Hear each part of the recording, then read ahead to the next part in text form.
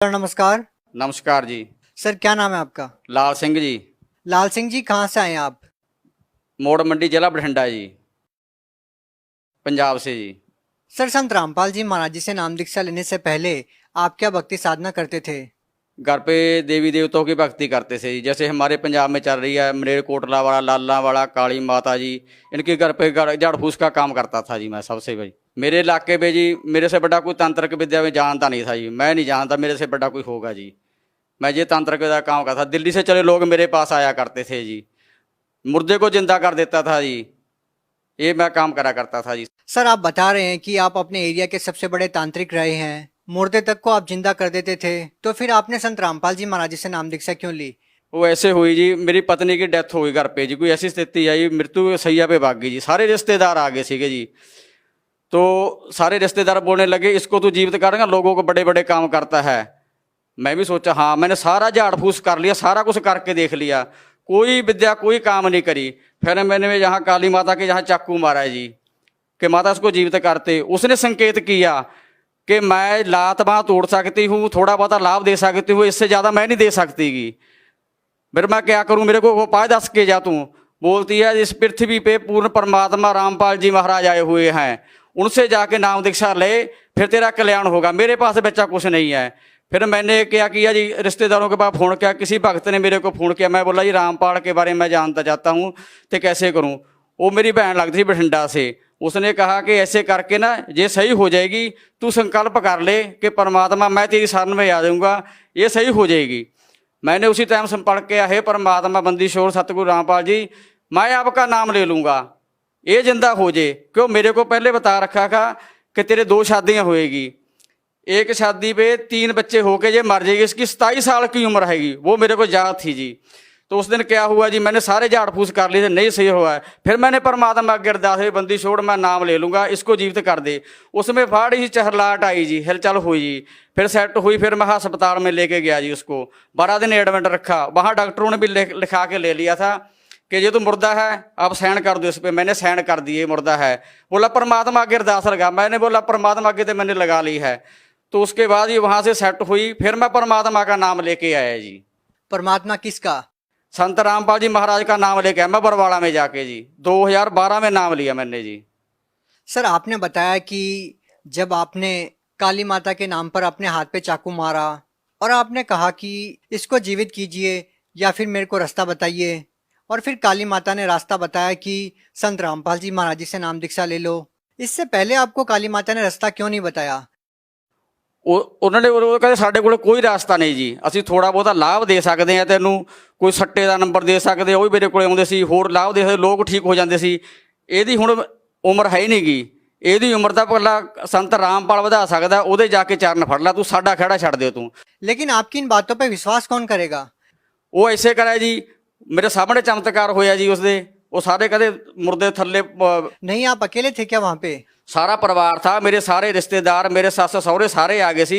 ਮੰਜੇ ਤੇ ਪਾ ਰੱਖੀ ਸੀ, ਚੱਟਾ ਕੱਪੜਾ ਪਾ ਰੱਖਿਆ ਸੀ।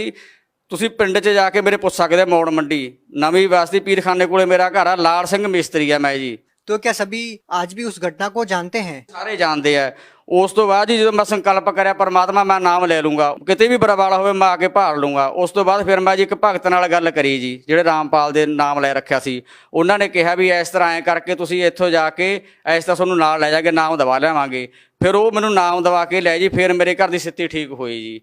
ਤੇ ਉਹਦੀ ਉਮਰ ਦੱਸ ਰੱਖੀ ਸੀ ਤੰਤਰਕਾਂ ਨੇ ਵੀ ਇਹ 3 ਸਾਲ 3 ਬੱਚਿਆਂ ਨੂੰ ਦੇ ਕੇ 27 ਸਾਲ ਦੀ ਮਰੂਗੀ। ਅੱਜ 35 ਸਾਲ ਤੋਂ ਉੱਤੇ ਉਮਰ ਹੋ ਰਹੀ ਹੈ ਜੀ। ਉਹ ਜੀਵਤ ਹੈ ਜੀ।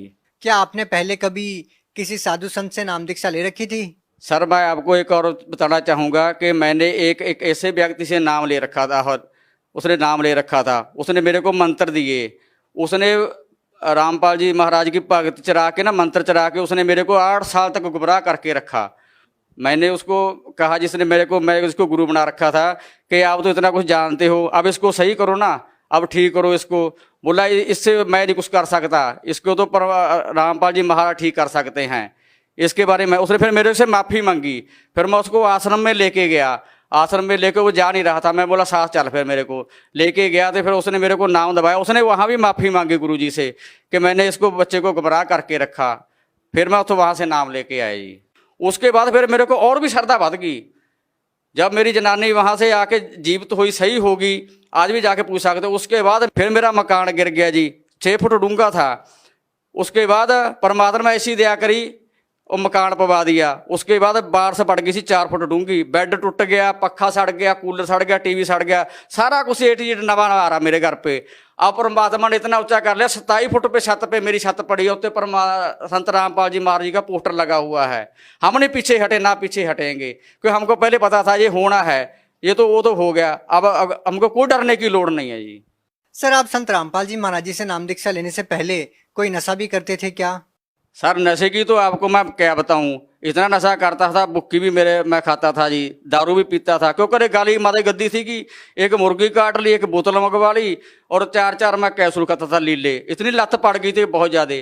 जो व्यक्ति मेरे को लेके गया था आश्रम में, उसने ये कहा था, मैं सुल्फा 1.5 तोला लेके गया था जब नाम लेने गया था। मैं बोला देख, नाम ले लूँगा, ये नशा नहीं मैं छोड़ सकता। मेरे को पता नहीं था कि परमात्मा इतनी भी दया कर सकते हैंगे। मैं 1.5 तोला ले गया सुल्फे का, छत जाते जाते पीता गया जी। मैंने बाहर बस अड्डे में रख दिया। तो उसने ये कहा था, इतनी तो बड़ी बोतल दिलवाऊंगा संत रामपाल जी, अंदर से आएगी कोई बात नहीं, ये तेरे का मैं सर्टिफिकेट बना दूंगा दारू का, और नशे का तो करते रहना, भक्ति करते ना। जैसे मैं अंदर गया, परमात्मा से नाम दीक्षा ली, सिर पे हाथ रखा, वो तो मेरे से पता ही नहीं चला कि कब मेरे लत छूट गई। 3 दिन मैं वहाँ परमात्मा के साथ संग 3 दिन मैं रह के गया। बाद में मेरे को लोड नहीं पड़ी। और जितना मेरा पोटा पड़ा था घर पे, लीले कैप्सूल और बुक्की और दारू और बंडल, वो जैसे मैंने नाम लेके आया, मैं बाहर आके ना उसको पीना तो दूर, मैंने हाथ भी नहीं लगाया, मैं डंडे से बाहर करके ना मिट्टी का तेल पा के फूका उनको घर पे आके। सर, अब आपको कितना समय हो गया नशा नहीं किया आपने? कितने साल से आपने नशा नहीं किया है? उसके आज मेरे को 8 साल हो चले है जी, मुड़ के लोड़ ही नहीं पई करे। क्या सच बोल रहे हैं आप?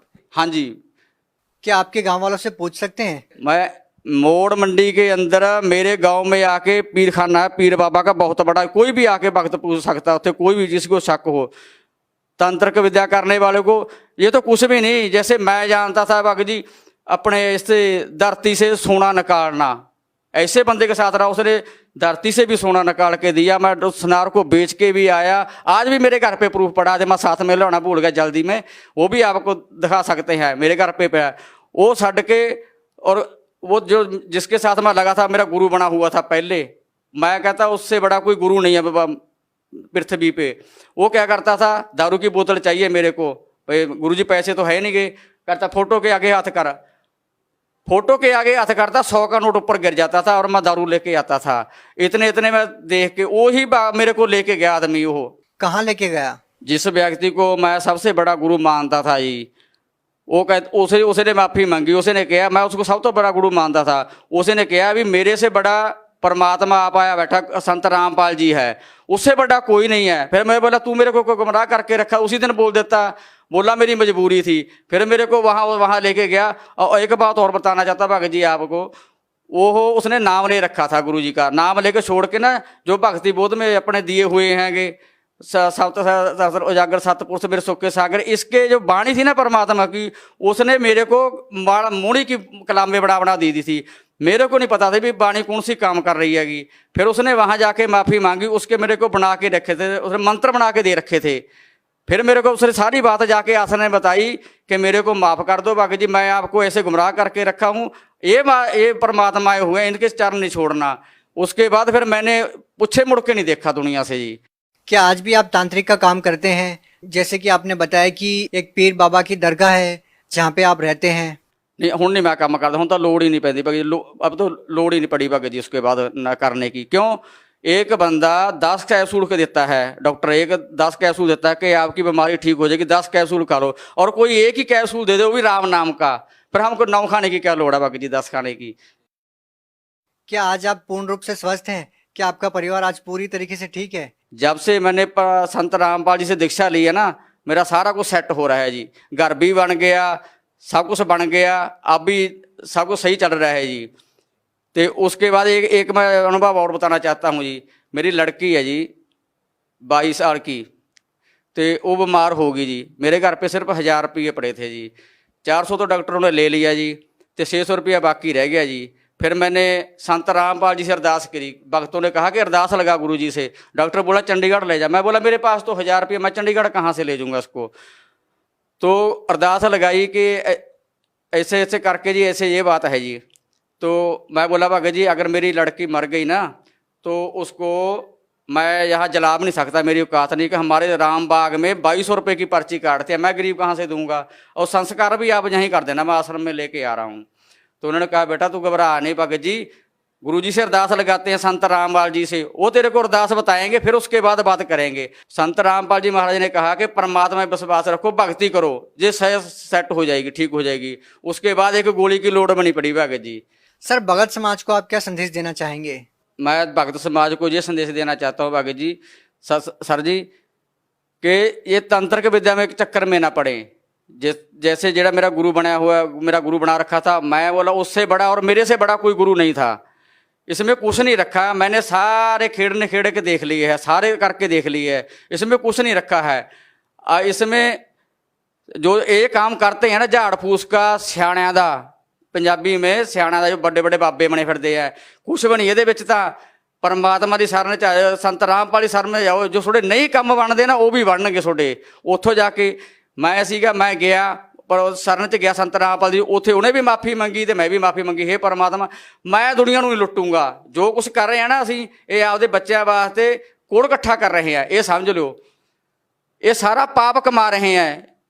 ਹੁਣ संत रामपाल जी कोले जाओ, वो तो नाम दीक्षा लो तो आपका कल्याण करो, जिन्हें बच्चे चाहिए नेगे।